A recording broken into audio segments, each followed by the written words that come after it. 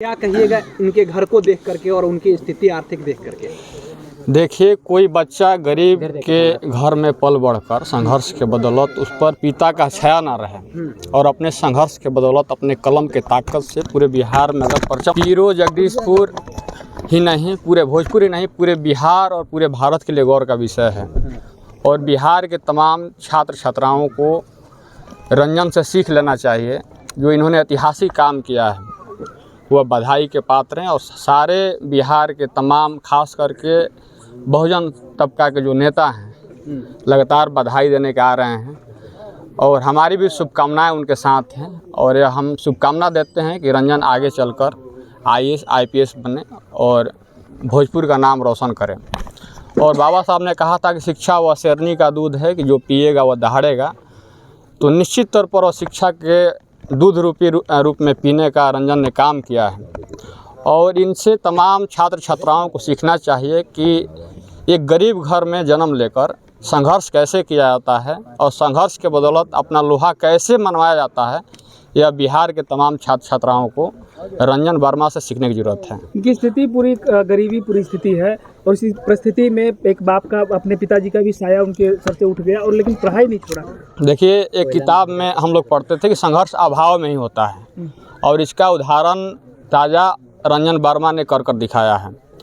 और ख़ास करके पूरे शाहाबाद की धरती क्रांति की धरती रही है। एक से एक बिरले यहाँ जन्म लिए हैं। तो उसमें से भी नया बिरला रंजन वर्मा के रूप में हम लोग देखते हैं और हमारी शुभकामनाएं उनके साथ हैं।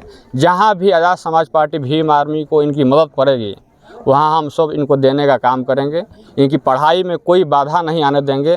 जिसकी तैयारी करनी होगी UPSC BPSC जहाँ भी इनको मदद मिलेगी हम लोग एक भाई के तौर पर खड़ा रहने का काम करेंगे। बिहार में भीम आर्मी लगातार मुख्यमंत्री पर एग्रेसिव रहते हैं। हालांकि मुख्यमंत्री ने जो शिक्षा में क्षेत्र में काम किया है उसका जीता जागता सबूत तो रंजन वर्मा है। देखिए, यह संघर्ष का उदाहरण है, ना कि नीतीश कुमार का उदाहरण है। अगर नीतीश कुमार अच्छा शिक्षा और स्वास्थ्य की व्यवस्था किए रहते तो यह बच्चा यहाँ से 4 किलोमीटर पढ़कर अज्ञान नहीं जाता, यह बच्चा मोबाइल पर नहीं पढ़ता। अगर गांव में ही ऐसे विद्यालय खोले जाते, गांव में ही ऐसे सरकारी कोचिंग संस्थान खोले जाते तो इस बच्चा को पटना और अज्ञान की ज़रूरत नहीं होती। तो अभी भी बहुत सारे बदलाव शिक्षा और स्वास्थ्य के माध्यम से करने ज़रूरी है नीतीश कुमार जी को।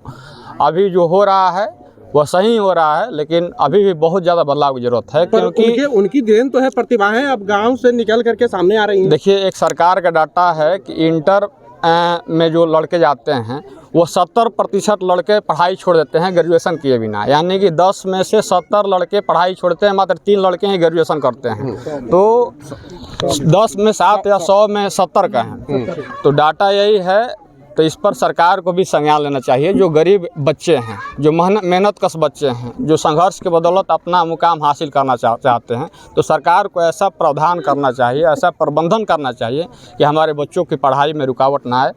और हमारी शुभकामनाएं फिर से रंजन कुमार के साथ है। तो आपको लगता है कि अभी भी बहुत सारी कुव्यवस्था है जिसकी वजह से गाँव की प्रतिभाएं दब जाती है? भैया, हमारे लोग एक टाइम भोजन कर इस बिहार में रहने के लिए मजबूर हैं।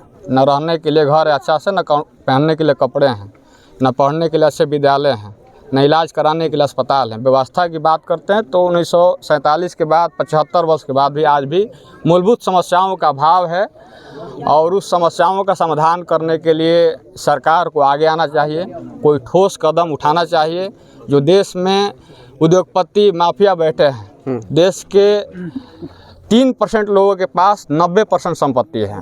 तो इस पर भी सरकार को पहल करना चाहिए कि वो 3% वाले लोग कौन हैं। उन सारे लोगों की संपत्ति को अधिग्रहण कर गरीबों में बांटना चाहिए। रंजन जैसे नौजवान को शिक्षा में लगाना चाहिए।